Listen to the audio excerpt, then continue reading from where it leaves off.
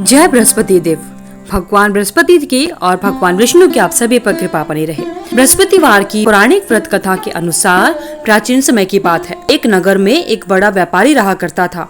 वह जहाजों में माल लदवाकर दूसरे देशों में भेजा करता था। वह जिस प्रकार अधिक धन कमाता था उसी प्रकार जी खोलकर दान भी किया करता था। लेकिन उसकी पत्नी बहुत कंजूस थी। वह किसी को कुछ भी नहीं दिया करती थी। एक बार जब सेठ दूसरे देश व्यापार करने गया तो पीछे से बृहस्पति देव ने साधु वेश में उसकी पत्नी से भिक्षा मांगी। व्यापारी की पत्नी बृहस्पति देव से बोली, हे साधु महाराज, मैं इस दान और पुण्य से तंग आ गई हूँ। आप कोई ऐसा उपाय बताइए जिससे मेरा सारा धन नष्ट हो जाए और मैं आराम से रह सकूं। मैं यह धन लूटता हुआ नहीं देख सकती। बृहस्पति देव ने कहा, हे देवी, तुम तो बड़ी विचित्र हो। संतान और धन से तो कोई भी दुखी नहीं होता। अगर धन अधिक है तो इसे शुभ कार्यों में लगाओ। विद्यालय और बाग बगीचों का निर्माण कराओ। ऐसे पुण्य कार्य करने से तुम्हारा लोक और परलोक सार्थक हो सकता है। लेकिन साधु की बातों से व्यापारी की पत्नी को खुशी नहीं हुई। उसने कहा, मुझे ऐसे धन की आवश्यकता नहीं है जिसे मैं दान दूं।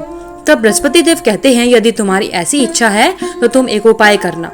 7 बृहस्पतिवार घर को गोबर से लीपना, अपने बालों को पीली मिट्टी से धोना, केशों को धोते समय स्नान करना, व्यापारी से हजामत बनाने को कहना, भोजन में मांस मदिरा खाना, कपड़े अपने घर पर धोना। ऐसा करने से तुम्हारा सारा धन नष्ट हो जाएगा। इतना कहकर बृहस्पति देव अंतर्ध्यान हो जाते हैं। व्यापारी की पत्नी ने बृहस्पति देव के कहे अनुसार 7 बृहस्पतिवार वैसा ही करने का निश्चय किया। केवल 3 बृहस्पतिवार बीते थे, उसकी सारी संपत्ति नष्ट हो गई और वह परलोक से धार गई। जब व्यापारी वापस आया तो उसने देखा कि उसका सब कुछ नष्ट हो चुका है। उस व्यापारी ने अपनी पुत्री को सांत्वना दी और दूसरे नगर में जाकर बस गया। वहां वह जंगल से लकड़ी काट कर लाता और शहर में बेचता। इस तरह वह और अपनी बेटी का जीवन यापन करने लगा। एक दिन उसकी पुत्री ने दही खाने की इच्छा प्रकट की, लेकिन व्यापारी के पास दही खरीदने के पैसे नहीं थे। वह अपनी पुत्री को आश्वासन देकर जंगल में लकड़ी काटने के लिए चला जाता है। वहां एक वृक्ष के नीचे बैठकर अपूर्व दशा पर विचार कर रोने लगा। उस दिन बृहस्पतिवार था। तभी वहां पर बृहस्पति देव साधु के रूप में सेठ के पास आ जाते हैं और कहते हैं, हे मनुष्य, तू इस जंगल में किस चिंता में बैठा है? तब व्यापारी बोला, हे महाराज, आप सब कुछ जानते हैं। इतना कहकर व्यापारी अपनी कहानी रो रो कर सुना देता है। बृहस्पति देव बोले, देखो बेटा, तुम्हारी पत्नी ने भगवान बृहस्पति देव का अपमान किया था। इसी कारण तुम्हारा यह हाल हुआ है। लेकिन अब तुम किसी प्रकार की चिंता मत करो। तुम गुरुवार के दिन बृहस्पति देव का पाठ करो। 2 पैसे के चने और गुड़ को लेकर जल के लोटे में शक्कर डालकर वह अमृत और प्रसाद अपने परिवार के सदस्यों और कथा सुनने वालों में बांट दो। स्वयं भी प्रसाद और चरणामृत लो और भगवान तुम्हारा अवश्य कल्याण करेंगे। साधु की बात सुनकर व्यापारी बोला, महाराज, मुझे तो इतना भी नहीं बचता कि मैं अपनी पुत्री को दही लाकर दे सकूं। इस पर साधु जी बोले, तुम लकड़ियां शहर में बेचने जाना।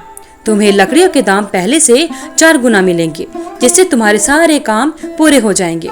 उसने लकड़ियां काटी और शहर में बेचने के लिए चला गया। उसकी लकड़ियां उस दिन अच्छे दाम में बिक गई, जिससे उसने अपनी पुत्री के लिए दही लिया और गुरुवार की कथा के लिए चना गुड़ लेकर कथा की और प्रसाद बांटकर स्वयं भी खाया। उसी दिन से उसकी सभी कठिनाइयां दूर होने लगी। लेकिन अगले बृहस्पतिवार को वह कथा करना भूल गया। अगले दिन वहां के राजा ने एक बड़े यज्ञ का आयोजन करके पूरे नगर के लोगों को भोज के लिए बुलाया। राजा की आज्ञा के अनुसार पूरा नगर राजा के महल में भोज करने के लिए गया। लेकिन व्यापारी व उसकी पुत्री थोड़ी सी देर से पहुंचे। अतः उन दोनों को राजा ने महल में ले जाकर भोजन कराया। जब वे दोनों लौटकर आए तब रानी ने देखा कि उसका खूंटी पर टंगा हुआ हार गायब है। रानी को व्यापारी और उसकी पुत्री पर संदेह हुआ कि उसका हार उन दोनों ने ही चुराया है।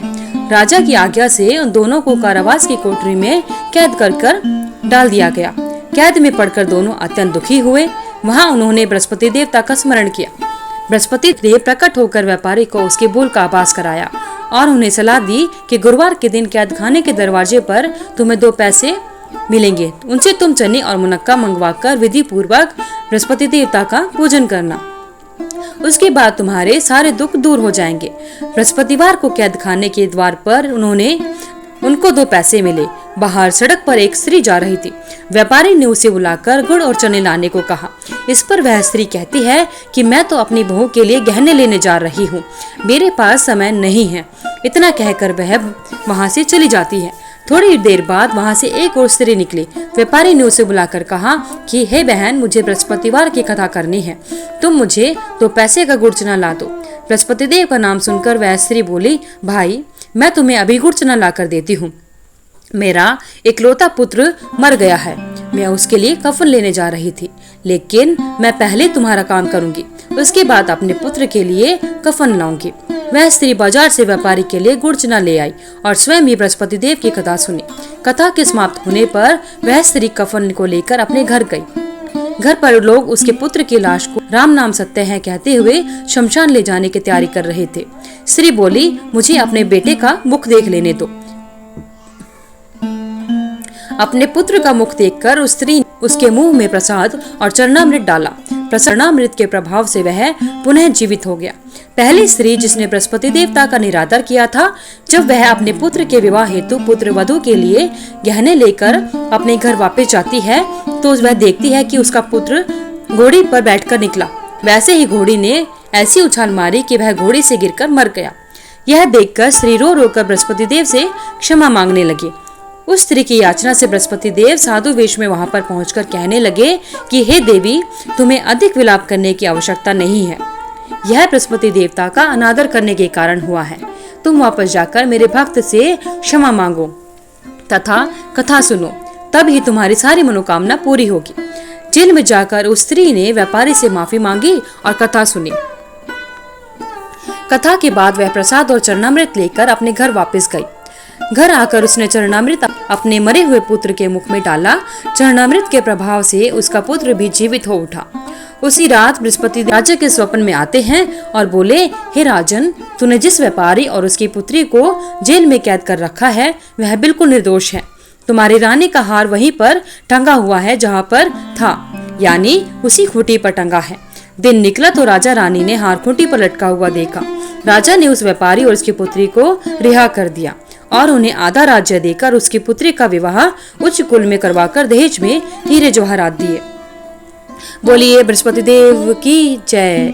भगवान बृहस्पति देव की आप सभी पर कृपा बनी रहे। हे भगवान बृहस्पति देव, हे भगवान नारायण, जिस प्रकार आपने अपने भक्तों पर कृपा बनाई, उसी प्रकार आपके व्रत को करने वाले और व्रत कथा को सुनने वाले सभी पर कृपा बनाए रखना। धन्यवाद। आपका दिन मंगलमय हो। वीडियो को लाइक करें, शेयर करें, चैनल को सब्सक्राइब करके बेल आइकन को जरूर प्रेस करें ताकि आगे आने वाली सभी वीडियोस की नोटिफिकेशन आप तक समय से पहुंचते रहे। कमेंट बॉक्स में जय बृहस्पति देव